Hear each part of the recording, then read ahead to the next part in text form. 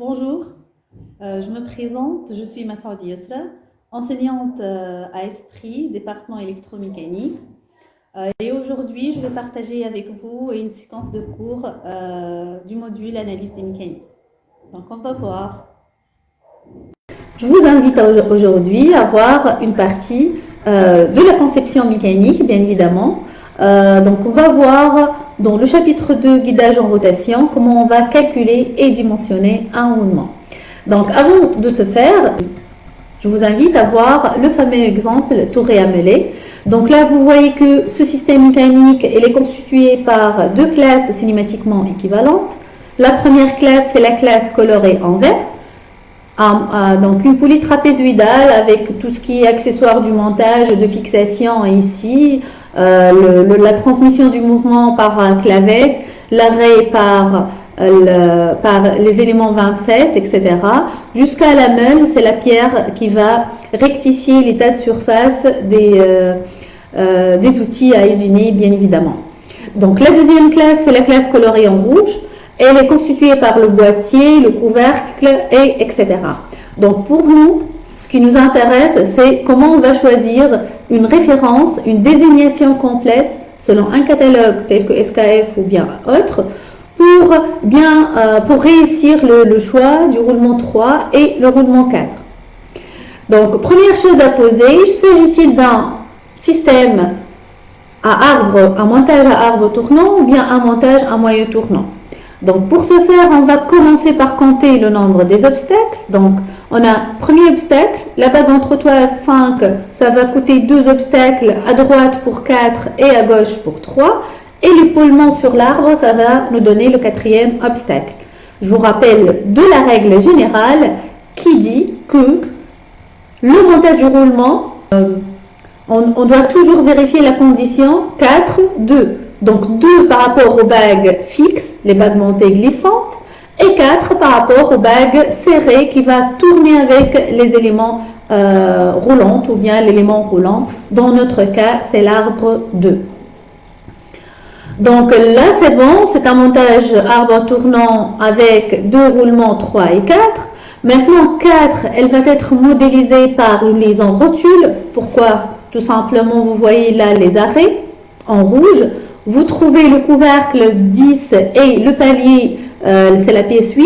Donc 3, je m'excuse, 4, il est figé. Par contre là, si vous allez regarder la bague extérieure en rouge du roulement 3, elle est libre à droite et bien évidemment à gauche. Donc il y a une petite translation qui va nous inviter à modéliser 3 par une linéaire annulaire et 4 par une liaison rotule. Parfait, c'est un système bien équilibré, il est isostatique même. Ok, donc là, on passe vers la partie calcul. Comment on va calculer 3 et 4? Première chose, on doit regarder la durée de vie normalisée.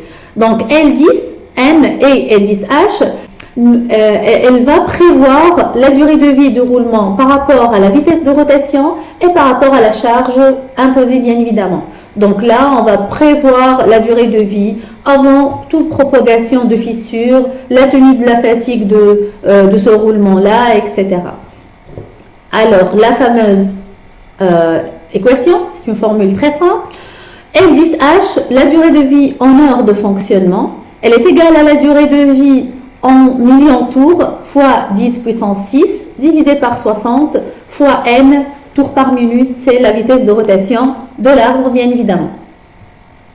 Et du coup, là, si on doit extraire L10 de L10H, on n'a que utiliser la deuxième formule. Maintenant, on va définir la charge équivalente. Donc, on a une charge axiale par rapport à l'axe de rotation, la même direction, le même sens, etc. Et on a la charge radiale, donc là, c'est la charge axiale, la vis qui tourne, et la charge axiale, c'est la charge de même axe. Donc, ça, c'est la charge axiale. La charge radiale, c'est la charge répartie sur le plan du normal, la charge axiale. Et du coup, là, donc FR, si FA elle est égale à X, à Fx, donc FR, ça sera la charge supportée sur le plan Y, IZ. La norme, elle est égale, bien évidemment, à racine carrée de Fy au carré plus Fz au carré. Bien sûr, il y a des cas particuliers tels que les roulements à rouleau cylindrique ou bien les roulements à butée. Selon le type du roulement, on peut annuler la charge axiale ou bien la charge radiale. Donc, la formule pour calculer la charge équivalente, P elle est égale à un coefficient X fois la charge radiale plus un autre coefficient Y fois la charge axiale. Maintenant, X et Y, on va les extraire à partir du catalogue fournisseur. Donc, avant de ce faire, suivant la norme ISO du calcul, on doit, première étape, valider le rapport FA sur FR. S'il est inférieur à une valeur donnée E du constructeur, la valeur E, elle va être illustrée ou bien déterminée à partir du catalogue constructeur du roulement. Donc, dans ce cas, P elle est égale à FR tout court. Sinon, P elle est égale à XFR plus YFA. Donc, comme vous voyez là, par rapport à un roulement rigide à billes, on a le coefficient de X et Y. X elle est égale toujours à 0,56. Y elle varie selon la variation de la valeur de E. Donc maintenant, dernière étape pour le calcul, c'est la relation entre C et P. En fait, C, c'est la capacité dynamique, c'est la capacité donnée par le constructeur en tenant compte de toute contrainte interne, de la différentes méthodes de fabrication, de traitement superfacique ou bien chimique, etc. Et P, c'est la charge imposée par rapport au système lorsqu'il va tourner ou bien il va bouger. Du coup, L10 elle est égale au rapport C sur P puissance M et M elle est égale à 3 pour ce roulement. Pour les autres, elle est égale à 10 sur 3. Donc, revenons vers le touré à meulé. Donc, on va maintenant, comme on a dit tout à l'heure, donc juste je vais vérifier. 3 c'est la liaison linéaire annulaire, comme vous voyez là, elle est vide par rapport à la bague extérieure. Et 4 c'est la liaison rotule. C'est bon, donc on a les deux classes. En bleu, c'est le boîtier. En vert, c'est l'arbre.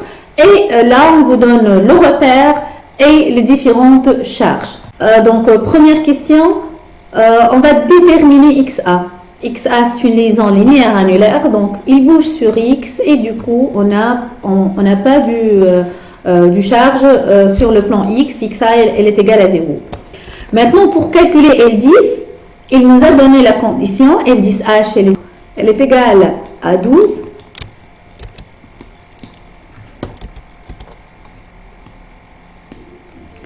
Donc, on a ici donc, 12 fois 26 fois 5 fois 11. Donc, le produit, ça va nous donner L10H. Et on va inclure la vitesse N qui est égale à 1200 tours par minute pour trouver la valeur de L10. Donc là, c'est la correction de tout à l'heure. Donc pour tout calcul, vous allez trouver une valeur de L10, elle est égale à 1235,52 millions tours. C'est bon, donc XA elle est égale à 0, comme on a dit tout à l'heure. Après, selon l'exercice, il va nous demander de définir FRA et donc pour le premier roulement au point A, FRA, puisque XA elle est égale à 0, donc revenons vers le tableau. FRA, c'est la racine carrée de YA au carré plus ZA au carré. Après, on va calculer FA sur FR.